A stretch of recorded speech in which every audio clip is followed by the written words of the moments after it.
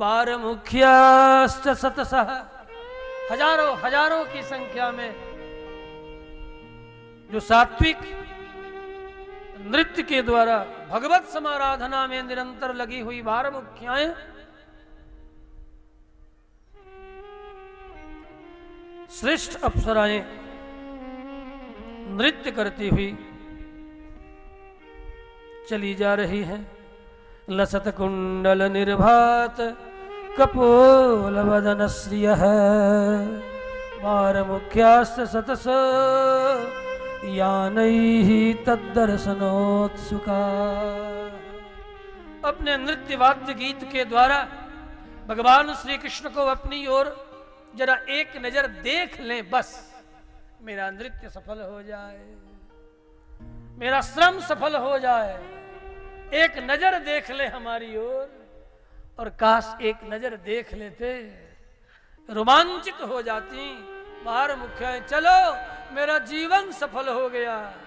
श्री द्वारिका नाथ ने एक बार नजर उठा करके हमारी ओर देख लिया।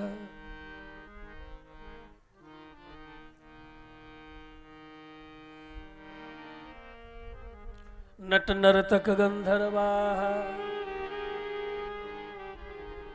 गाने वाले नाचने वाले, सुतमा गधबंदिन, जो कथा में कथा सुयते असौ, जिनकी कथा में कथा लगी रहती है, कभी कथा बंद नहीं होती, कथा निरंतर लगी रहती। एक कथा में दूसरी कथा, दूसरी में तीसरी कथा, तीसरी में चौथी कथा। उन्हीं का नाम है सुत। सुत का कई भाव है। जन्म की दृष्टि से भी सुत की व्याख्या है, लेकिन यह कृत्य कर्म की दृष्टि से व्याख्या मैं कर रहा हूं, वो सब बाद में चलेगा। सुयते कथादीन श्री वचनाथ, जिनके वचन से अनेक कथाएं निरंतर प्रकट होती रहे। निर्मागध भी है।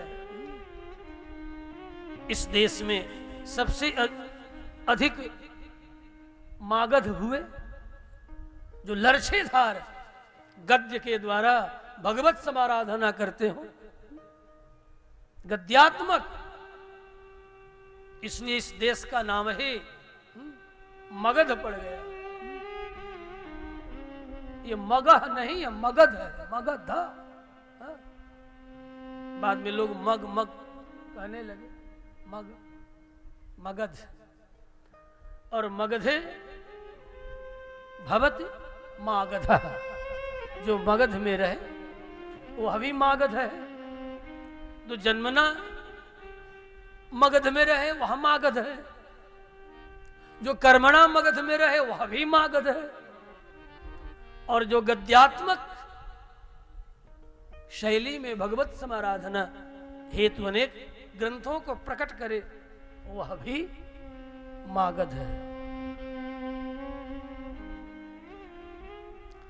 तो वे भी हैं। और निरंतर जो वंदना करते रहते हैं, हे प्रभु आपका मंगल हो। बंदिनः वंद्यते असल बंदिनः, बंदीन जो निरंतर वंदना ही करने में, जो निरंतर प्रार्थना ही करने में लगे रहते हैं। जो गाते हैं वे भी हैं। गायन्ति, तो सुत भी हैं, मागध भी हैं, बंदी भी हैं, गायक भी हैं, नट भी हैं, जो अपने कलाबाजियों के द्वारा भगवान श्री कृष्ण को प्रसन्न करना चाह रहे हैं। वे नट हैं। नटतीति नटः, नटन के द्वारा।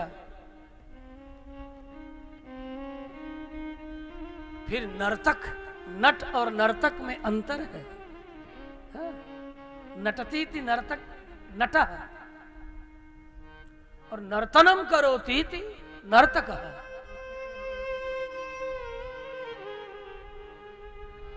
जो स्थिरता पूर्वक कलाबाजियां दिखावे, कलाबाजियों के द्वारा भगवत समाराधना जो करते हैं वे नट,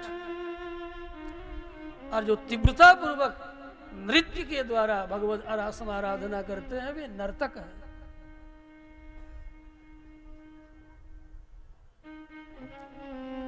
इसलिए नट नर्तक दोनों को एक ही श्लोक में एक ही जगह कहने का तात्पर्य दोनों भिन्न भिन्न है। जो नट है वो नर्तक नहीं, जो नर्तक है वो नट नहीं। जो गठे हुए सुडौल सुंदर शरीर वाले, जो विविध विन्यास के द्वारा अपने शरीर के विविध विन्यास को दिखा करके भगवत समाराधना करते हैं। अस्तु। गायन्ति चोत्तम श्लोक चरितान्यद्भुतानि च भगवांस्तव तत्र बंधूनां पौराणां अनुवर्तिनां। आज द्वारिका में दर्शन महोत्सव, ईक्षण महोत्सव मनाया जा रहा है। अनेक तरह का उत्सव है, उसमें एक उत्सव दर्शन महोत्सव भी है। जैसे लोक में अनेक तरह का उत्सव, दुनिया जो सबसे अधिक परिचित है विवाह महोत्सव, तिलकोत्सव, आप जिससे ज्यादा परिचित है। तो यहाँ आज दर्शन महोत्सव मनाया जा रहा है। हर्म्याणि आरुरुहुर्विप्र तदीक्षण महोत्सव राजमार्गं गते कृष्ण द्वारिकायाः कुलस्त्रियः। द्वारिका की कुलंगनाएं भी झरोखों पर खड़ी भगवान श्री कृष्ण का दर्शन महोत्सव मना रही है, दर्शन कर रही है। इस तरह कृष्ण की सवारी द्वारिका में निकली, बहुत दिनों के बाद आए हैं इसलिए सवारी निकली है। दर्शन देना भी एक बहुत बड़ा फल है, खुले में दर्शन देना। राजा लोग, योगी लोग खुले में दर्शन देते हैं, दर्शन महोत्सव मनाते हैं कि आप हमको देखो और हम आपको देखें। देखने से प्रीति बढ़ती है। इसलिए कितना भी आप इलेक्ट्रॉनिक माध्यम से सुने देखें, लेकिन प्रत्यक्ष माध्यम का कभी अनादर न करें बंधुओं। जो प्रत्यक्ष है उस माध्यम पर दर्शन करने का बार बार जीवन में सुलभ साहचर्य हो, इसके लिए भगवान से प्रार्थना करनी चाहिए। तभी प्रत्यक्ष भगवत भागवत जनों का दर्शन प्राप्त होता है। भक्त ही केवल भगवान का दर्शन नहीं चाहते, भगवान भी अपने भक्तों का दर्शन चाहते। इसलिए वे नगर नगर रथों पर विराजमान होकर के द्वार द्वार चौक चौपाल वीथियों में भ्रमण करते हैं। आज भी भगवान की सवारी निकलती है, भगवत दर्शन देने के लिए भगवान निकलते हैं। ये देने के लिए कहने की अपेक्षा ये कहो, वे पामर प्राणी जो भगवान के मंदिर में जाकर के दर्शन नहीं करते, भगवान विचार करते हैं ये बड़ा पामर है, बड़ा पामर है, बड़ा भारी पापी है, ये हमारे चौखट तक नहीं आता, ये मेरे मंदिर तक नहीं आता, ये मेरे तीर्थ क्षेत्र तक नहीं आता। चलो मैं ही निकल करके चलता हूं। और सवारी पर अर्चा विग्रह भगवान आज भी दिव्य देशों में मंदिरों में विराजमान होकर के भी समय समय पर उनकी सवारियां निकलती है। दर्शन देने के लिए नहीं, दर्शन करने के लिए। ऐसा हमारे बरबर मुनिंद्र जी श्री वचन भूषण में कहते हैं कि भगवान स्वतः आलयेषु गृहेषु दिव्य देशेषु, इन देशों में किस लिए विराजमान है? इसलिए विराजमान है कि हम अपने भक्तों का दर्शन करेंगे।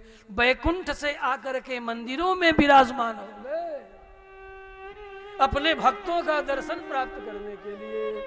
और फिर भी यदि हम पामर प्राणी भगवान के मंदिर तक नहीं जाते, गर्भगृह के निकट तक नहीं जाते, तो उन्हें संतोष नहीं होता। फिर आकुल व्याकुल होकर के अपने अर्चकों से प्रेरणा करते हैं। फिर नियम बन जाता है कि प्रत्येक शुक्रवार के दिन भगवती गोदाम्बा की सवारी निकलेगी। रंगनाथ भगवान की सवारी पुष्य नक्षत्र में प्रत्येक माह निकलेगा, पुनर्वसु नक्षत्र में निकलेगा, स्वाति नक्षत्र में भगवान नरहरि की सवारी निकलेगी, रोहिणी में भगवान श्री कृष्ण के रूप में कभी दधी माखन चुराते हुए अपने भक्तों के मन चुराने के लिए वीथियों में भ्रमण करेंगे और अपने भक्तों के मन को चुराएंगे। इसलिए भगवान की सवारियां निकलती, इन सवारियों के पीछे भगवान की करुणा है, भगवान की दया है, भगवान का अपनत्व हम जीवों के प्रति कि देखो तू न आ सका मेरे मंदिर में, मैं ही तेरे चौक चौपाल चला आया। अब तो कम से कम अपने अंतःपुर से, अपने घर की कोठरी से, कक्ष से निकल करके द्वार तक आ जा। यदि द्वार तक भी नहीं आ पावे तब भी अनेक अर्चा विग्रह धारण करके तुम्हारे बेड तक जाने के लिए भगवान तैयार है कि तुम मुझे अपने सिरहाने पधार ले। मैं तैयार हूं, कुछ न कहूंगा, अर्चन बंदन के लिए तेरे में सिरहाने रहूंगा, तू कुछ भी करेगा मैं नहीं बोलूंगा। बिल्कुल पक्की प्रतिज्ञा करता हूं, किसी से कहूंगा भी नहीं, हाँ कहते भी नहीं। उनसे अधिक छिपाने वाला कोई नहीं है। तुम भगवान के सामने कुछ भी करो, किसी से कुछ नहीं कहेंगे। वो क्या नहीं जानते, क्या नहीं देखते, फिर भी वो किसी से कुछ कहते नहीं। वो दिन रात देखते हैं। इक्षतेर ना शब्दम, शब्द प्रमाण है कि वो परमात्मा ही एकमात्र दृष्टा है, उसके अलावा कोई दृष्टा है ही नहीं। हम जीवों में तो परमात्मा की कृपा से दर्शन का सामर्थ्य है, देखने का सामर्थ्य प्राप्त होता है, अन्यथा वही दृष्टा है। वो दिन रात हमें आप सबको देख रहा है और देखने के बाद भी वो किसी से किसी की बात नहीं करता, किसी से किसी की शिकायत नहीं करता। हाँ, तुम यदि सामने जाओ तो तुमसे कहेगा कि सिरहाने पदार्थ लिया, लेकिन आज मेरा भोग ठीक से नहीं लगा, जरा अपने हाथों से स्नान तो करा दे। हाँ हो, तुम अपने घरों में भगवान को पधार लो, कुछ मत करो, जाके बैठ जाओ, भगवान तुझसे बोलेंगे, बात करेंगे। बस केवल उस अर्चा विग्रह में अपनी आंखों, उनकी आंखों में अपनी आंखों को डाल लो और डाल करके बैठे रहो, कुछ मत करो, बैठे रहो। फिर देखो ठाकुर जी बोलना शुरू कर देंगे, आज ये नहीं हुआ, आज वो नहीं हुआ, सब आने लगेगा, सब भीतर भीतर सब प्रकट होने लगेगा, सब प्रेरणाएं आने लगेगी।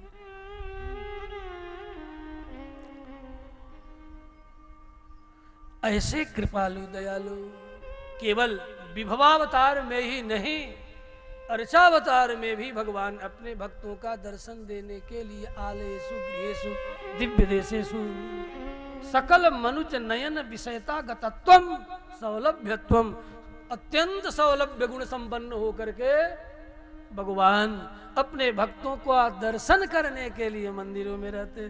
तुम क्या दर्शन करोगे, वे स्वतः दर्शन करने के लिए बैठे हैं। फिर भी हम पामर न जाएं। कथा उतर करके वृंदावन से विष्णुपुरी में आ गई। ये कथा भगवान श्री कृष्ण की श्रीमद् भागवती कथा वृंदावन से उतर करके यहां तक आ गई। अब कहां तक जाए, तुम्हारे चौक चौपाल तक जाने के लिए तैयार है, कराओ तो सही, गांव के बीच में कराओ तो सही, है? वहां तक जाने के लिए तैयार है। फिर भी यदि बात समझ में न आवे तो अब उस परमात्मा की दयालुता और कृपालुता पर हमें कहने का कुछ हक नहीं बनता। श्री कृष्णचंद्र भगवान की जय हो। अनेक रूप धारण किए हुए भगवान श्री कृष्ण, रानियों ने देखा, अरे ये तो अपनी माँ देवकी के घर को छोड़ करके मुझ सत्यभामा के ही घर में घुस पड़े। ये तो बड़े स्त्री भक्त स्त्रैण हैं। ऐसा 16,000 रानियों के मन में भावना जग गए। सुखदेव मुनि बादरायण वेद व्यास ने इन रानियों को गरियाया है, कृष्ण पत्नी होकर के भी ये दशा तुम्हारी। हाय हाय हाय हाय हाय रे मूढ़, हाय रे मूर्खा। शिष्टों की गाली बस इतनी, इससे ज्यादा गाली नहीं हो सकती। इसलिए बादरायण वेद व्यास और सुखदेव ने कहा, मेनी रे अबला मूढ़ा, हाय रे मूढ़, तू यही जाने कि बस अपनी माता पिता को छोड़ के मेरे ही घर में घुस गए। ये इतने स्त्रैण हैं, स्त्री भक्त हैं, स्त्री लंपट हैं। कृष्ण को 16,000 रानियों ने लंपट समझा। देख लो, पति के रूप में प्राप्त हैं, फिर भी भगवान कृष्ण को लंपट मानने वाली उन्हीं की स्त्रियां हैं। स्त्रैण मैं निरे अबला बाल, मैं निरे अबला मूढ़ा, स्त्रैणम चानुव्रतम रह, अप्रमाण विदो भरतु, ईश्वरम मतयो यथा। जिस प्रकार अनेक मतियां, मेरी मतियां,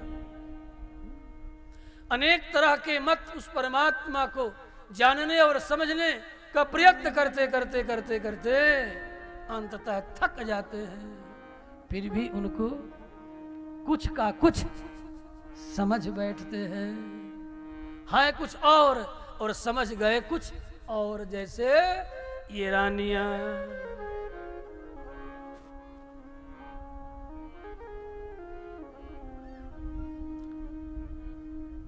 यदि उन्हें तत्वतः समझना है तो अपने मति से उस परमात्मा का बुद्धि से स्मरण भजन चिंतन करना चाहिए। मेरी मतियां, मेरे मतियां, मेरे मतियां, हरि हरि हरि हरि हरि हरि हरि गुण गा, मेरे मतिया, मेरे मतिया, हरि हरि हरि हरि हरि हरि हरि हरि हरि हरि हरि गुण गा,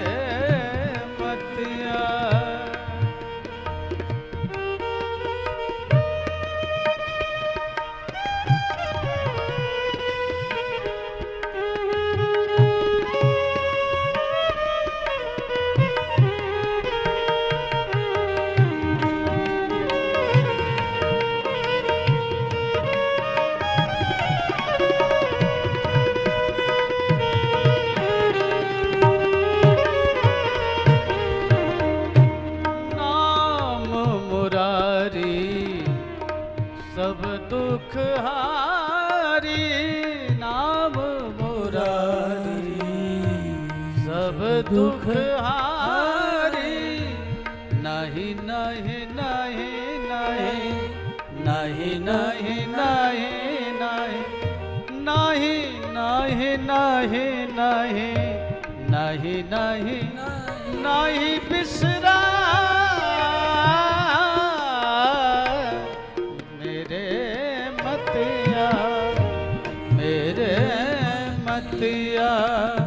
हरि हरि हरि हरि हरि हरि हरि गुण गा, मेरे मतिया, मेरे मतिया।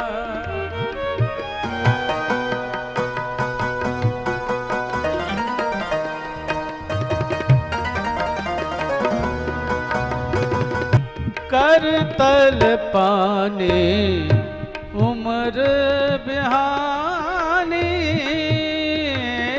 कर तल पाने उमर बिहानी, कर तल पाने उमर बिहानी, पल पल पल पल पल पल पल पल पल पल पल चल जा, मेरे मतिया, मेरे मतिया, हरि हरि हरि हरि हरि हरि हरि गुण गा, मेरे मतिया, मेरे मतिया, ओ मेरे मतिया, मेरे मतिया मेरे मतिया मेरे मतिया हरि हरि हरि हरि हरि हरि हरि हरि हरि हरि हरि गुण गाए मेरे मतिया। इस प्रकार भगवान श्री कृष्ण में अपनी मति लगे, विविध मतों के चक्र में उलझ कर कहें भगवान के तत्वतः भक्ति से वेद्य परमात्मा के स्वरूप को कहीं ऐसा न हो कि हम भटक जाएं। जिस तरह 16,000 रानियां भगवान कृष्ण को स्त्रैण मानकर भटक गई। अप्रमाण विदह भरतु।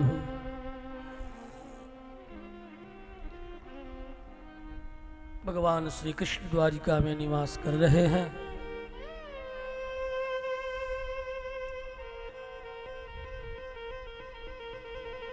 मैं कुछ एक कथानक का स्पर्श करता हूं। इधर हस्तिनापुर में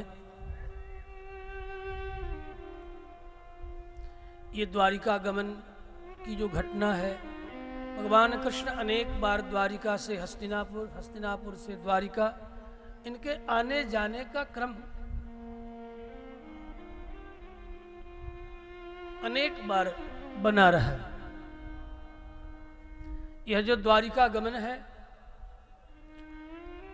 महाभारत के युद्ध के बाद के गमन का अभी वर्णन किया गया। पश्चात परीक्षित का जन्म होता है। ऋषि धौम्य बुलाए गए, क्योंकि पांडवों के पंच संस्कार के आचार्य का नाम है धौम्य। जिस धौम्य के आश्रम में गुरुभक्त आरुणि औपनिषद ऋषि निवास किए थे, वही धौम्य, ऋषि धौम्य को बुलाया गया। तस्य प्रीतमना राजा विप्रैर्धौम्य कृपादिभिः जातकं कारयामास वाचयित्वा च मंगलम्। किसी भी मांगलिक कार्य में स्वस्ति वाचन अवश्य करना चाहिए। स्वस्ति वाचन पूर्वकम कुरुद्विजाति संस्कारम। स्वस्ति वाचन के बिना कोई भी मांगलिक कार्य नहीं होता। इसलिए वाचयित्वा स्वस्त्ययनम ये अवश्य होना चाहिए। स्वस्ति ही ब्रुवन्तु भो। इसलिए कर्मकांड विशारद छपरा से कर्मकांड सम्राट के पौत्र श्री रंगनाथ जी मंच पर पधारे हैं, जानते हैं। स्वस्ति वाचन पूर्वकम कुरुद्विजाति संस्कार वाचयित्वा जातकम कारयामास वाचयित्वा च मंगलम। जातकरण आदि संस्कार उस समय राजा युधिष्ठिर ने हिरण्यम गाम महिम ग्रामान, क्या क्या अपने पौत्र के जन्म पर लुटाया है। हाथी घोड़ा नचाया नहीं, लुटाया। हाँ, क्यों नचाने से नहीं, लुटाने से। हिरण्यम गाम महिम ग्रामान, गांव का गांव वेदज्ञों को बांटा। सोना चांदी तो कहना ही क्या। प्रहादात स्वर्णम च विप्रेभ्यः प्रजा तीर्थे सतीर्थवीत। जानते हैं ऐसा करने से तीर्थवीत तरणात तीर्थ त्रितरण तरण प्लमनयो, जो तार दे। इसलिए तारने के लिए ऐसे सुमंगल अवसर पर व्यक्ति को खुल करके कब क्या करना चाहिए, खुल करके जरूरतमंद सत्पात्र को विशेष दान देना चाहिए। इसलिए दिया जा रहा है, जिससे कि किसी भी प्रकार का दैव यदि विपरीत हो वह भी शांत हो जाए। दैवेन अप्रतिघातेन, दैव का घात न हो, अप्रतिघात।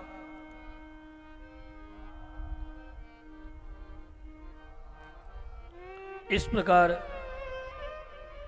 परीक्षित धीरे धीरे बड़े हो रहे हैं। देखते ही देखते परीक्षित 30 वर्ष के होते हैं। इस मध्य में भगवान कृष्ण का गमनागमन प्रारंभ में ही कहा बना हुआ है।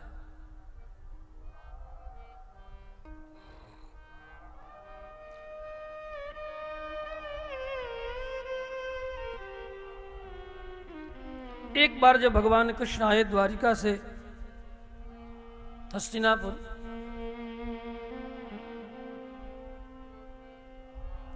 उस समय परीक्षित वो 30 वर्ष पूर्ण होने में मात्र 6 माह बाकी था, तब आए हैं। और इस बार जब द्वारिका भगवान कृष्ण गए हैं, उस समय पुनः अर्जुन सात्यकी उद्धवादि के साथ पहुंचाने के लिए द्वारिका गए हैं। युधिष्ठिर का राज्य का 30वां वर्ष चल रहा है।